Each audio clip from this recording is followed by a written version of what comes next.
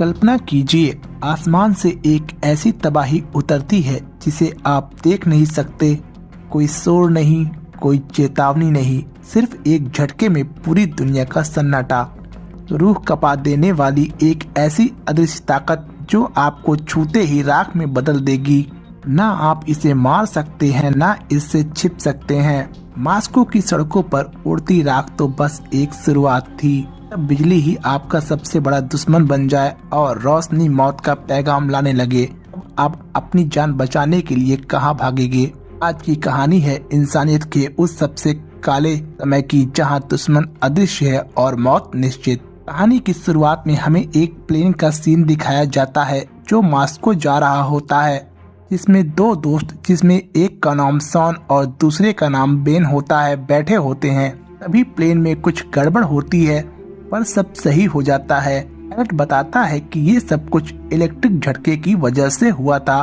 दोनों एयरपोर्ट पर उतरते हैं और वहां से वो अपने सॉफ्टवेयर को बेचने कंपनी में आते हैं, जहां कंपनी का मैनेजर, जिसका नाम स्काइलर होता है, उन्हें बताता है कि उनके सॉफ्टवेयर को किसी और ने चोरी करके उन्हें बेच दिया है, अब उनकी जरूरत नहीं है। दोनों काफी दुखी होते हैं और अपना गम भूलने के लिए बार में आते हैं। वहां पर उन दोनों को दो लड़कियां मिलती हैं जिनका नाम एनी और नेटली होता है, जो उन लड़कों के सॉफ्टवेयर की हेल्प से उस क्लब में आई होती हैं।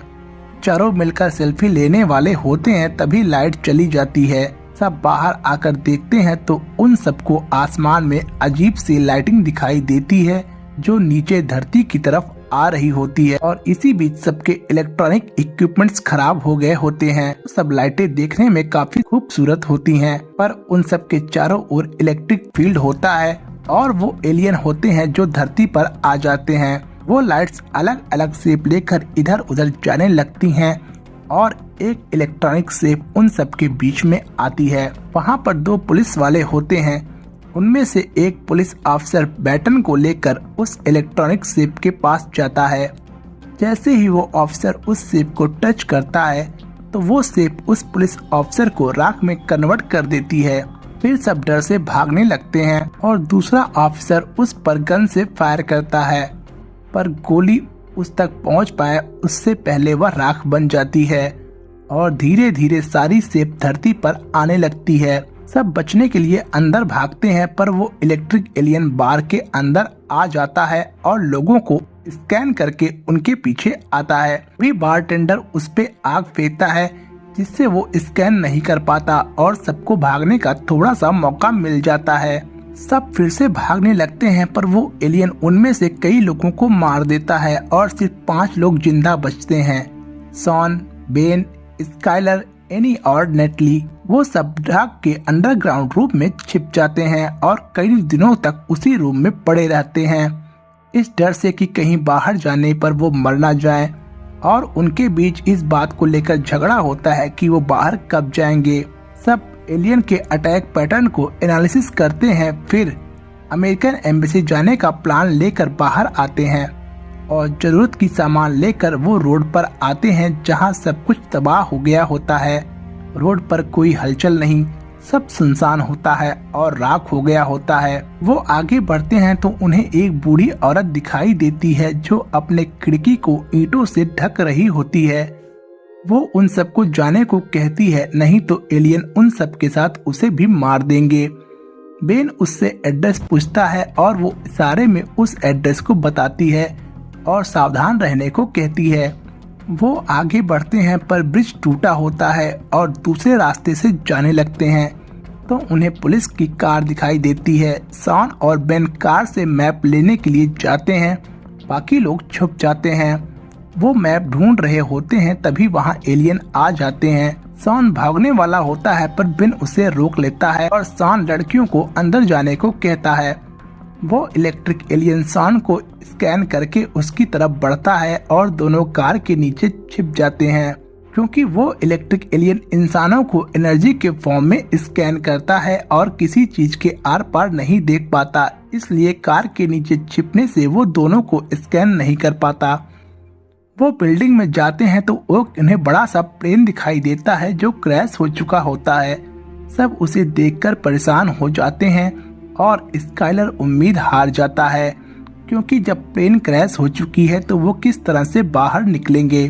शॉन बताता है कि इलेक्ट्रिक की चीजों से उनकी प्रेजेंस का पता चलता है और सब रात में निकलने का प्लान बनाते हैं, क्योंकि रात में इलेक्ट्रिक लाइट्स दिन के मुकाबले अच्छे से दिखाई देंगी। शॉन कपड़ों के शोरूम में जाता है क्योंकि उनके कपड़े गंदे हो चुके होते हैं। नेटली भी शॉन के साथ जाती है। तभी शोरूम के बल्ब जलने लगते हैं और नेटली बचने के लिए भागने की कोशिश करती है, पर शॉन उसे पकड़ लेता है और दोनों कांच की ग्लास के पीछे छिप जाते हैं। क्योंकि ग्लास लाइट का बैड कंडक्टर होता है, इसलिए वो इलेक्ट्रिक एलियन उन दोनों को स्कैन नहीं कर पाता। दोनों भाग के वापस आते हैं और सब वहां से किसी तरह बचते हुए एम्बेसी पहुंचते हैं। वो सब एम्बेसी के अंदर जाते हैं, पर वहां कोई भी नहीं होता, सब मारे जा चुके होते हैं। स्काइलर नीचे रुकता है और चारों लोग ऊपर जाते हैं और वहां एलियन अटैक के बारे में पढ़ते हैं और उन्हें पता चलता है कि ये अटैक सिर्फ मॉस्को में ही नहीं दुनिया भर में हो रहे हैं। उन सबको एक वहां वायरलेस सेट मिलता है, वो उसे ऑन करते हैं जिसमें एक मैसेज बार बार बजता है, लेकिन वो रशियन लैंग्वेज होने की वजह से उन्हें समझ में नहीं आता। वो सब ऊपर जाते हैं जहां उन्हें वो एलियन एक जगह इकट्ठा कुछ कर रहे होते हैं दिखाई देता है। तभी हम देखते हैं कि स्काइलर उन सबको छोड़ के अकेले बाहर चला गया होता है। उसके पास गन होती है और तभी बाहर बहुत सारे इलेक्ट्रिक एलियन आ जाते हैं। वो सब उसे घेर लेते हैं।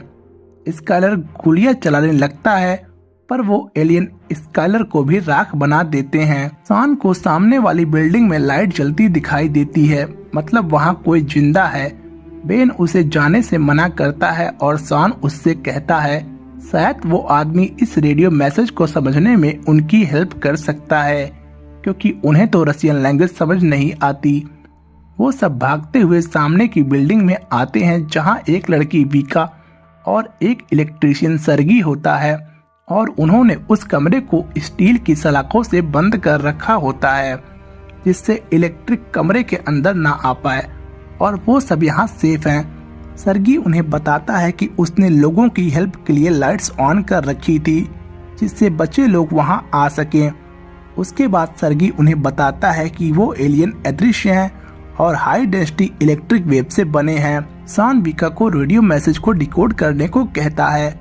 विका को रशियन लैंग्वेज आती है तो मैसेज सुन के बताती है कि एक नेवी की पनडुब्बी कल सुबह निकलेगी, पर वो जगह काफी दूर होती है। सर्गी दोनों लड़कों को अपना बनाया गन दिखाता है जो माइक्रोवेव तरंगे छोड़ती हैं और जानलेवा होती हैं, पर ये माइक्रोवेव तरंगे उन इलेक्ट्रिक मॉन्स्टर को मार सकती हैं और एक साथ कई मॉन्स्टर्स मारे जा सकते हैं। विका और दोनों लड़कियां सामान लेने बाहर आती हैं, तभी वहां इलेक्ट्रिक एलियन आ जाते हैं और उन तीनों की एनर्जी को स्कैन कर लेते हैं। वो सब एलियन को देख के भागने लगते हैं और विका उन्हें अपने पीछे आने को कहती है, पर एनी और नेटली सर्गी के रूम की तरफ भागने लगती हैं और उनके पीछे वो इलेक्ट्रिक एलियन भी रूम के अंदर आ जाता है। सर्गी अपने गन से उस पर फायर करता है, जिससे वो एलियन कुछ टाइम के लिए स्लो हो जाता है, पर दोबारा अटैक करने से पहले सर्गी के गन की बैटरी खत्म हो जाती है और वो एलियन सर्गी को मार देता है। शॉन उन दोनों को खिड़की से भागने के लिए कहता है और वो भागने वाले ही होते हैं, पर वो एलियन एनी को भी मार देता है। वो सब बाहर आते हैं जहां विका भी आ गई होती है।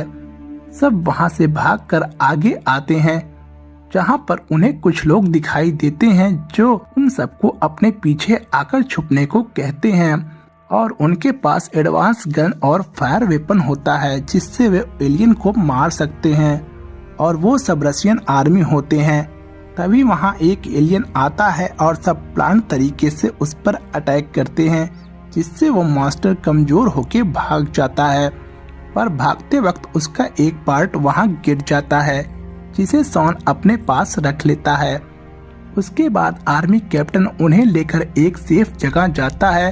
शॉन कैप्टन से कहता है कि कल एक सबमरीन बचे हुए लोगों को लेकर निकलेगी, कैप्टन उन्हें बताता है कि जिस जगह सबमरीन है उसके आसपास के इलाकों में इनविजिबल एलियंस का ठिकाना है और जहां से निकलना इम्पॉसिबल है। शॉन और उसके फ्रेंड्स कैप्टन से रिक्वेस्ट करते हैं हेल्प करने की और वो अपनी टीम के साथ निकलता है।